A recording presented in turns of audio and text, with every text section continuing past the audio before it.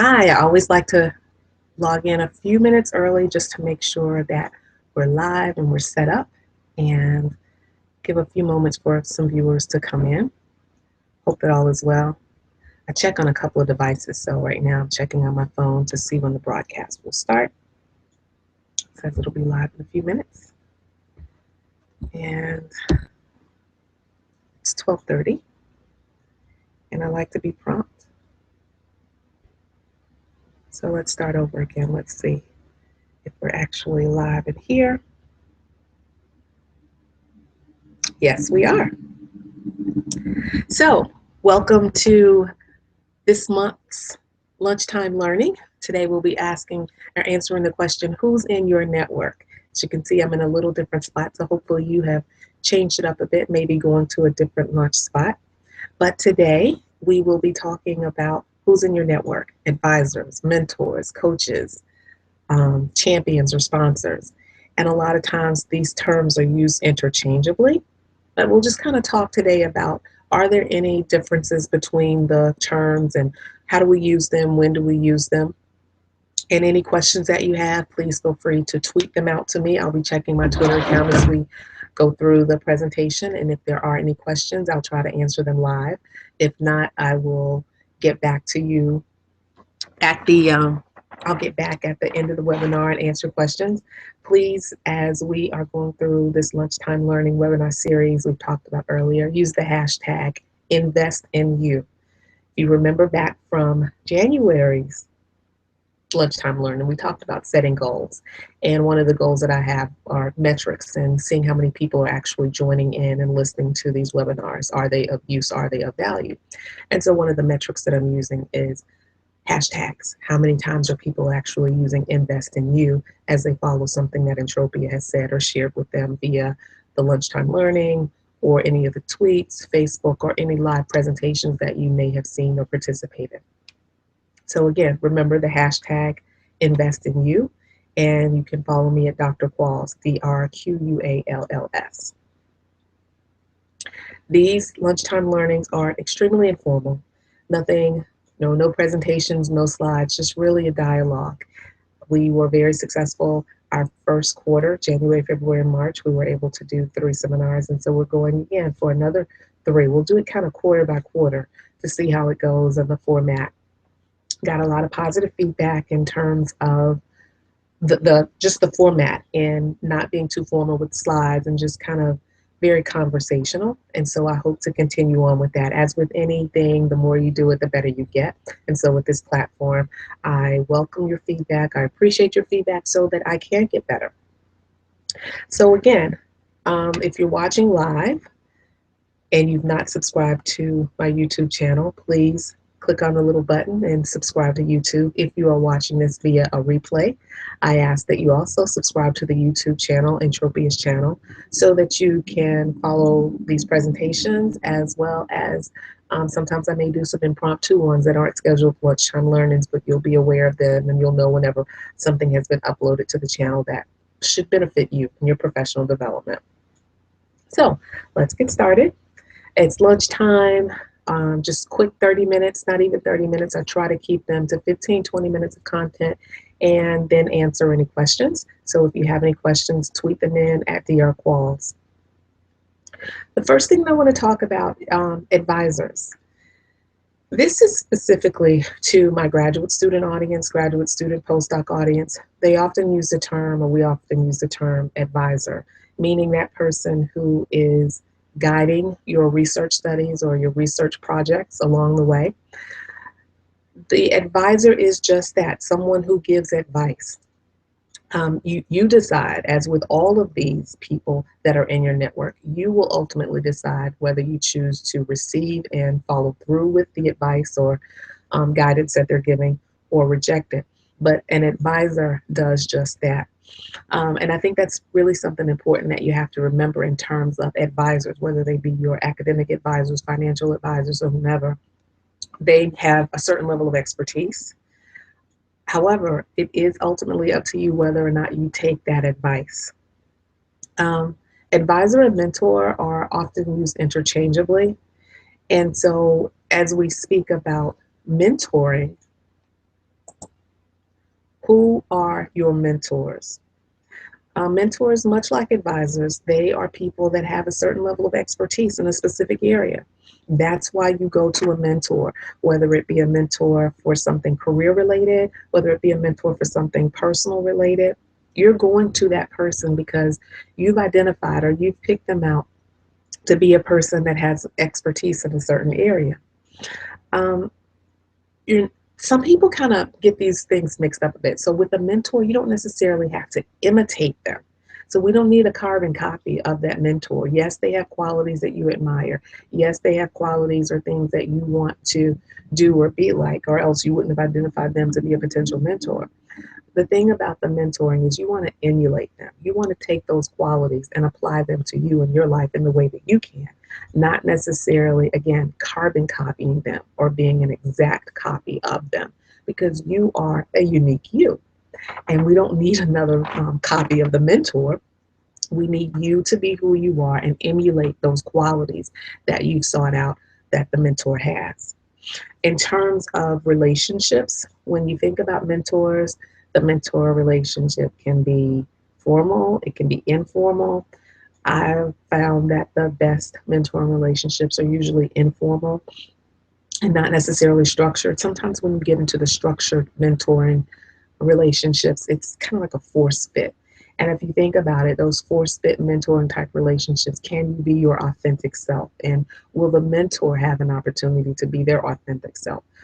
Are they doing it because they want to? Are they mentoring you or participating in this mentoring project because they want to? Or are they doing it because it's something that they have to do at their job or at their workplace? Again, in my experiences, the best mentoring relationships have been those that are informal, where the mentee has sought out the mentor and they start the dialogue or discussion about, this is what I need help in, or this is what I need advice in. Can you lend your expertise, or can you lend some words of wisdom from your own experiences in this? Kind of mentor me along the process. Mentoring and advising, again, can be used interchangeably, but I have to keep emphasizing that the important thing is, what are you doing in terms of receiving that advice or receiving that mentoring? One of the things about mentoring is, again, it's informal, typically long term, although there are shorter term mentoring relationships. But mentoring is very relational. You want to build the trust. You want to be able to talk to your mentor about things that may not be easy. They may be difficult, having those difficult conversations. And do you have someone who you can speak with when you have those difficult conversations? A confidant, but also this person has the expertise and they're doing it on their own, on their free will. And that leads us to the next one about coaching. So again, mentoring, coaching, advising, these terms are often used interchangeably, but there are some subtle differences between what an advisor does, between what a mentor does, and a coach. And my belief is, when I work with clients, when I'm talking to students, or just talking in general, it's important that you have a distinction between these terms. Again, they may be really subtle, but when you use these words interchangeably and you place someone, let's say, as a coach who actually is a mentor, or a mentor who is actually an advisor, it sets up some false expectations for these people's role and what they're supposed to be doing in your life. So a coach, who is a coach versus a mentor? When you think about a coach, that coach is very specific in helping you in a very specific area, helping you define goals, helping you with some performance or results, or that are specific to a job. Whether your job is project management, or whether your job is playing basketball, football, athletic coaches, financial coaches, academic coaches, those are people that are helping you with a very specific aim. It helps you develop your self-awareness. It helps you be more responsive. The coach, in many cases, helps you become accountable. Again, things that a mentor can do it well, but here's the pivotal difference between the coach and the mentor. The coaching relationship, when you're in a formal coaching mode, it directs you to be able to use your own resources. So the coach is pushing you, but the coach still isn't really telling you what you do. The coach is kind of helping you arrive at the solution on your own by prodding and asking questions, but you have to put in the work to actually get something done. It's a very defined relationship. And coaching, unlike mentoring, coaching is formal. It's a formal relationship.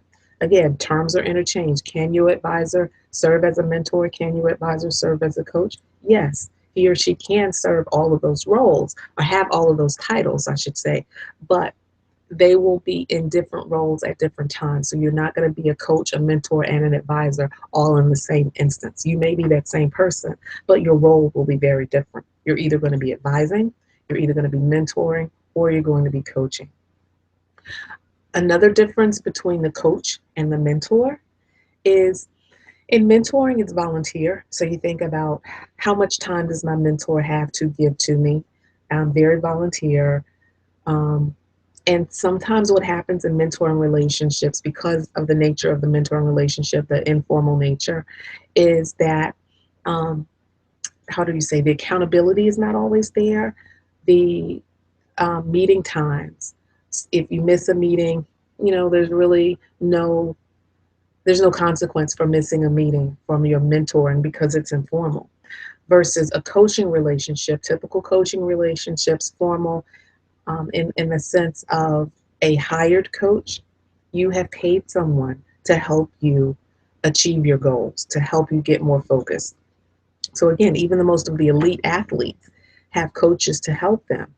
But once you pay them, it raises your level. It tends to raise your level of commitment. Now, there are some people who hire coaches and they don't follow through, and it's just kind of, a waste of their investment.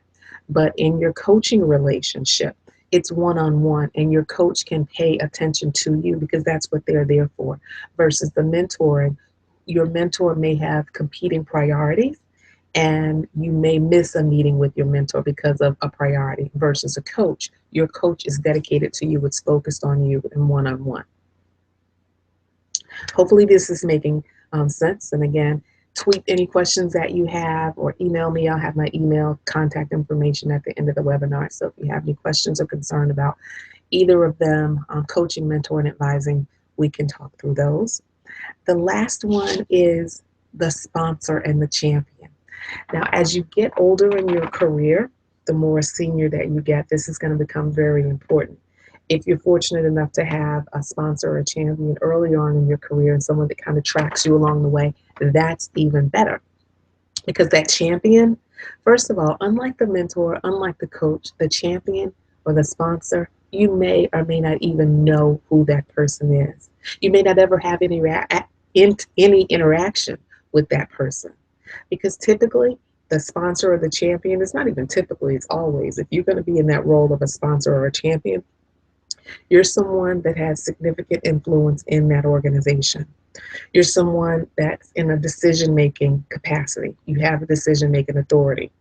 And you are selected by your sponsor or your champion because of something that you've done. It's based on your proven delivery or your demonstrated capability.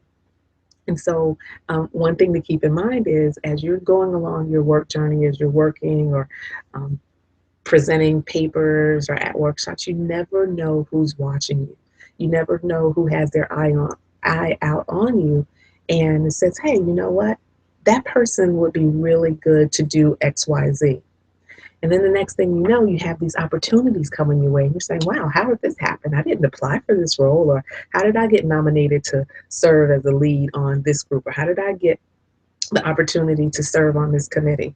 It's because someone has seen you, seen your capabilities, and um, your demonstrated delivery, and they want to then sponsor you. They want to help you. They want to be your advocate. You always want somebody who speaks on your behalf.